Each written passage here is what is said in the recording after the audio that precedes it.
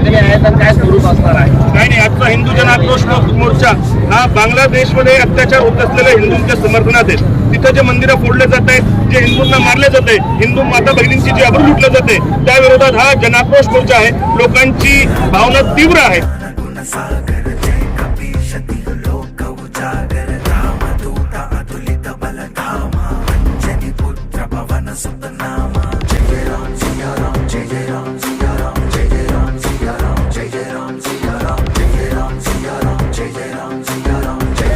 हो, सिल्लोड बंद मध्ये हात स्वीकारली आणि सिल्लोड बंद मध्ये समस्त हिंदू बांधवांनी स्वयंप्रेरणे स्वयंस्फूर्तीने पूर्णपणे हिंदुत्वाची ताकद दाखवत या बंदला पूर्णपणे समर्थन.